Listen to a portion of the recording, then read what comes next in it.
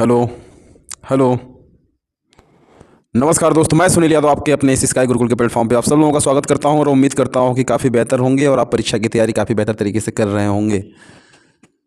जो आपकी सीरीज चल रही है साइंस की, उसी के तहत आज का वीडियो है आपका chapter 10, class 10th science, chapter number 10। इसके पहले 9 चैप्टर कंप्लीट हो चुका है जो आपके क्वेश्चन बैंक राजीव से जुड़ा हुआ है और सिर्फ ऑब्जेक्टिव प्रश्न मैं आपको प्रोवाइड करा रहा हूँ जी। 8 चैप्टर का मैं प्रोवाइड करा चुका हूँ, प्लेलिस्ट में है। 9 चैप्टर हैं, इसके पहले 9 का मैं उसमें दे चुका हूँ, आप जाके उसमें से देख सकते हैं अगर अभी तक नहीं देखा है उसको। तो इसके बाद जो बचे हुए हैं वो भी आपको एक एक करके मिल जाएंगे। एक चीज़ और कहना चाहूँगा, अगर अभी तक आपने इसको सब्सक्राइब नहीं किया तो सबसे पहले सब्सक्राइब करिए, लाइक करिए और शेयर करिए जितने भी आपके दोस्त हैं क्लास 10 के उनके पास, ताकि वो भी इसको देख सकें। चलिए शुरू करेंगे यहाँ पे चैप्टर नंबर 10 को। आपके एक चीज़ और कह दें कि आपका नोट्स ही आपके लिए सर्वोत्तम है, तो एक नज़र उस पर भी दौड़ाती रहिए और बाकी रिवीजन जम के करिए प्रश्नों के साथ जी। जितना प्रश्न है आपके पास, अगर कोई क्वेश्चन बैंक लिए हैं, कोई सीरीज़ लिए हैं या फिर आपकी किताब, तो उसका भी जम के रिवीजन करते रहिए। साथ ही साथ आप अपने नोट्स को पर भी नज़र दौड़ाते रहिएगा, क्योंकि आपका नोट्स आपके लिए सर्वोत्तम है। उसको आपने अपने हाथों से बनाया है, खुद पढ़ कर समझ कर। देखेंगे पहले प्रश्न को। मानव नेत्र के जिस भाग पर किसी वस्तु का प्रतिबिंब बनता है वह होती है कार्निया, परितारिका, पुतली या दृष्टिपटल। मानव नेत्र के जिस भाग पर किसी वस्तु का प्रतिबिंब बनता है वह होती है कार्निया, परितारिका, पुतली या दृष्टिपटल। तो उत्तर जाएगा इसका डी पर, यानी कि दृष्टिपटल, जिसको रेटिना भी कहते हैं। डी ऑप्शन सही हो जाएगा। देखिए इसका उत्तर इसमें दिया हुआ है, तो थोड़ा सा जल्दी बोलने का काम करूंगा क्योंकि रुकने से कोई मतलब बनेगा नहीं जी। कम समय में जितना प्रश्न यहाँ पे देख सकें आप अपनी नज़र से, वही करने का काम करूंगा मैं। उत्तर नहीं रहता तो थोड़ा सा टाइम देता तो सही भी लगता। जब ये सीरीज़ आपकी कंप्लीट हो जाएगी, इसके बाद फिर जो किताबों के प्रश्न हैं उसमें बहुत ज़्यादा प्रश्न दिया है, उन प्रश्नों को देखेंगे। उसमें आपको उत्तर नहीं मिलेगा, उसमें आपको चुनने का समय भी दूंगा मैं, लेकिन वो भी फास्ट ही रहेगा। रिवीजन का मतलब कि कम में ज़्यादा। दूसरा प्रश्न है, एक श्वेत प्रकाश किरण जब किसी कांच के त्रिकोणीय प्रिज्म से गुजरती है तब उसके रंगों में अलग अलग विक्षेपण होता है। सबसे अधिक विचलन किस रंग के लिए होगा? एक श्वेत प्रकाश किरण जब किसी कांच के त्रिकोणीय प्रिज्म से गुजरती है तब उसके रंगों में अलग अलग विक्षेपण होता है। सबसे अधिक विचलन किस रंग के लिए होगा जी? लाल, पीला, हरा या बैगनी? तो उत्तर जाएगा इसका डी के साथ, यानी कि एक श्वेत प्रकाश किरण जब किसी कांच के त्रिकोणीय प्रिज्म से गुजरती है तब उसके रंगों में अलग अलग विक्षेपण होता है, और जो सबसे अधिक विचलन आपका होता है वो बैगनी रंग के लिए होता है। सबसे अधिक विचलन किस रंग के लिए होगा? तो वो बैगनी रंग के लिए। डी ऑप्शन सही हो जाएगा आपका। देखेंगे प्रश्न नंबर 3 को। सूर्य श्वेताभ प्रतीत होता है सूर्योदय से काफ़ी पूर्व, सूर्योदय एवं सूर्यास्त के समय, दोपहर के समय या सूर्यास्त के काफ़ी बाद। सूर्य श्वेताभ प्रतीत होता है, कब प्रतीत होता है जी? सूर्योदय से काफ़ी पूर्व, सूर्योदय एवं सूर्यास्त के समय, दोपहर के समय या सूर्यास्त के काफ़ी बाद। तो उत्तर जाएगा सी के साथ। सूर्य श्वेताभ प्रतीत दोपहर के समय होता है, ऑप्शन नंबर सी आपका सही। देखेंगे प्रश्न नंबर 4 को।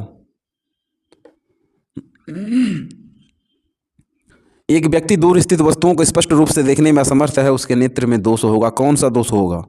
एक व्यक्ति दूर स्थित वस्तुओं को स्पष्ट रूप से देखने में असमर्थ है तो उसके नेत्र में दोष होगा। वो कैसा दोष होगा जी? दीर्घ दृष्टि दोष, निकट दृष्टि दोष, जरा दूर दृष्टिता या फिर इनमें से सभी। तो इसका उत्तर जाएगा बी के साथ। एक व्यक्ति अगर दूर स्थित वस्तुओं को स्पष्ट रूप से देखने में असमर्थ है तो उसके नेत्र में दोष होगा आपका निकट दृष्टि दोष। बात करेंगे प्रश्न नंबर 5 की।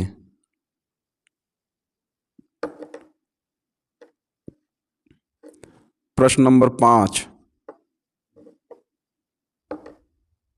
एक सामान्य आंख वाला व्यक्ति किसी वस्तु को सुस्पष्ट रूप से देख सकता है यदि वस्तु की दूरी आंख से कितने कितने के बीच की हो। एक सामान्य आंख वाला व्यक्ति किसी वस्तु को सुस्पष्ट रूप से देख सकता है यदि वस्तु की दूरी आंख से 50 सेंटीमीटर से 100 मीटर के बीच हो, यदि वस्तु की दूरी आंख से 25 सेंटीमीटर से अनंत के बीच हो, यदि वस्तु की दूरी आंख से 100 सेंटीमीटर से 1000 मीटर के बीच हो, यदि वस्तु की दूरी आंख से 25 सेंटीमीटर से 150 सेंटीमीटर के बीच हो। एक सामान्य आंख वाला व्यक्ति किसी वस्तु को सुस्पष्ट रूप से देख सकता है यदि वस्तु की दूरी आंख से 25 सेंटीमीटर से अनंत के बीच हो तब। एक सामान्य आँख वाला व्यक्ति किसी वस्तु को बेहतर तरीके से या स्पष्ट तरीके से देख सकता है कब? यदि वस्तु की दूरी आँख से 25 सेंटीमीटर से और अनंत के बीच हो तब। बी ऑप्शन आपका सही। देखेंगे प्रश्न नंबर 6 को।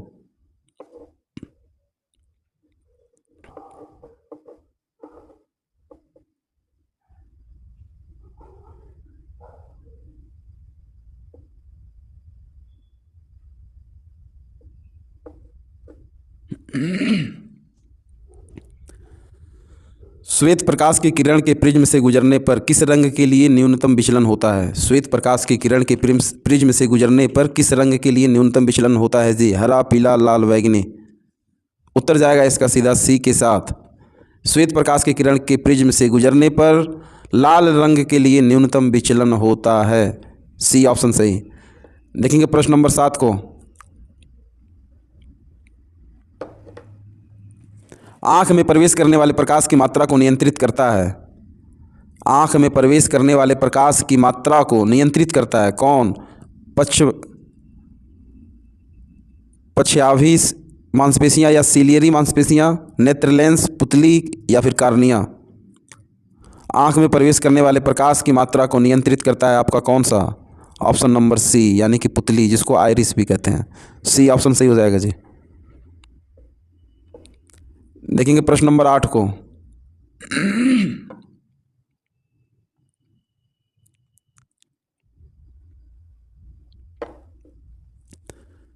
प्रश्न नंबर 8 है कि निकट दृष्टि दोष के निवारण के लिए व्यक्ति को किस लेंस का चश्मा प्रयुक्त करना चाहिए? प्रश्न नंबर 8 है आपका कि निकट दृष्टि दोष के निवारण के लिए व्यक्ति को किस लेंस का चश्मा प्रयुक्त करना चाहिए जी? उत्तल लेंस, अवतल दर्पण या अवतल लेंस या उत्तल दर्पण। तो उत्तर जाएगा इसका सी के साथ। निकट दृष्टि दोष के निवारण के लिए व्यक्ति को अवतल लेंस का चश्मा प्रयुक्त करना चाहिए, अवतल लेंस। प्रश्न नंबर 9, सामान्य आँख के लिए दूर बिंदु होता है 25 सेंटीमीटर, अनंत 100 सेंटीमीटर या 50 सेंटीमीटर। सामान्य आँख के लिए दूर बिंदु कौन सा होता है जी? 25 सेंटीमीटर, अनंत 100 सेंटीमीटर या 50 सेंटीमीटर। उत्तर जाएगा इसका बी के साथ। सामान्य आँख के लिए जो दूर बिंदु होता है वो होता है आपका अनंत। बी ऑप्शन सही। देखेंगे प्रश्न नंबर 10 को। प्रश्न नंबर 10 है आपका कि चंद्रमा से देखने पर आकाश दिखाई देता है बैंगनी, नीला, काला या सफ़ेद। चंद्रमा से देखने पर आकाश दिखाई देता है बैंगनी, नीला, काला या सफ़ेद। तो उत्तर जाएगा सी के साथ, काला दिखाई देता है जी। प्रकाश का प्रकीर्णन सबसे कम होता है लाल रंग के लिए, पीले रंग के लिए, हरे रंग के लिए या नीले रंग के लिए। तो उत्तर जाएगा इसका पहले के साथ, प्रकाश का प्रकीर्णन सबसे कम होता है लाल रंग के लिए। ए ऑप्शन सही।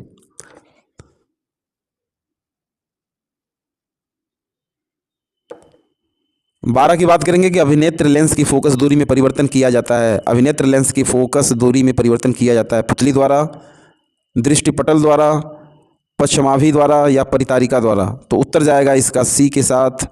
अभिनेत्र लेंस की फोकस दूरी में परिवर्तन किया जाता है पश्चिमाभि द्वारा। प्रश्न नंबर 13 की बात करेंगे तो दूर दृष्टि दोष के कारण प्रतिबिंब बनता है जी कहाँ पर? दूर दृष्टि दोष के कारण प्रतिबिंब बनता है कहाँ पर? रेटिना पर, रेटिना के पीछे या रेटिना के आगे या नेत्र लेंस पर। तो उत्तर जाएगा इसका बी के साथ। दूर दृष्टि दोष के कारण प्रतिबिंब बनता है आपका रेटिना के पीछे, यानी कि बी ऑप्शन सही।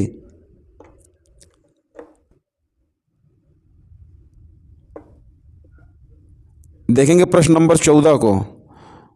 प्रश्न नंबर 14 है आपका कि मानव नेत्र द्वारा किसी वस्तु का प्रतिबिंब बनता है कहाँ पर? कार्निया पर, आइरिस पर, पुतली पर, रेटिना पर। तो उत्तर जाएगा इसका डी के साथ। मानव नेत्र द्वारा किसी वस्तु का प्रतिबिंब अगर बनता है तो वो बनता है आपका रेटिना पर। डी ऑप्शन सही।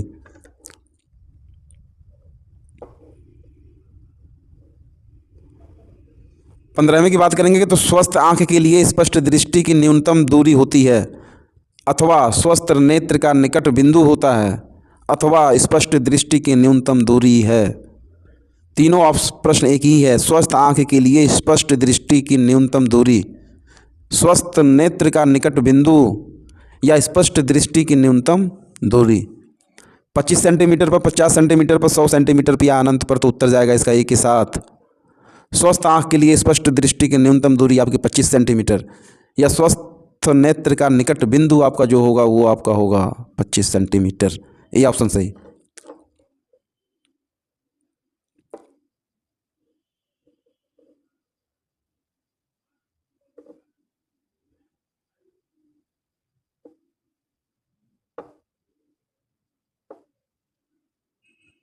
प्रश्न नंबर 16, निकट दृष्टि दोष से पीड़ित व्यक्ति का दूर बिंदु होता है।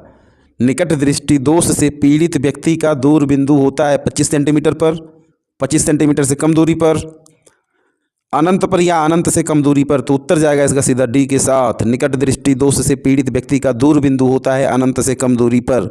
डी ऑप्शन सही। देखेंगे प्रश्न नंबर 17 को जी। मानव नेत्र अभिनेत्र लेंस की फोकस दूरी को, मानव नेत्र अभिनेत्र लेंस की फोकस दूरी को समायोजित करके विभिन्न दूरियों पर रखी वस्तुओं को फोकसित कर सकता है। ऐसा हो पाने का कारण जरा दूरदृष्टिता है या समंजन है या निकट दृष्टि है या दीर्घ दृष्टि है।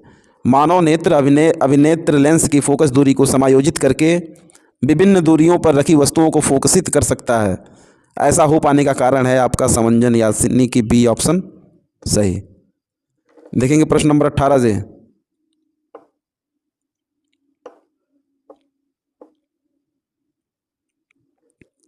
नेत्र लेंस होता है उत्तल, अवतल, उत्तल या अवतल, इनमें से कोई नहीं। तो उत्तर जाएगा इसका ए के साथ। नेत्र लेंस होता है आपका उत्तल, ए ऑप्शन सही। इस वीडियो का ये लास्ट प्रश्न है जी आपका, इस चैप्टर का भी ये आखिरी प्रश्न होगा।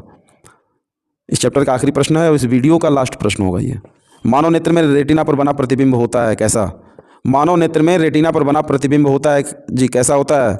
उल्टा लेकिन सीधा दिखाई देता है, सीधा लेकिन उल्टा दिखाई देता है, सीधा और सीधा दिखाई देता है, या फिर उल्टा तथा उल्टा दिखाई देता है। तो उत्तर जाएगा इसका ए के साथ।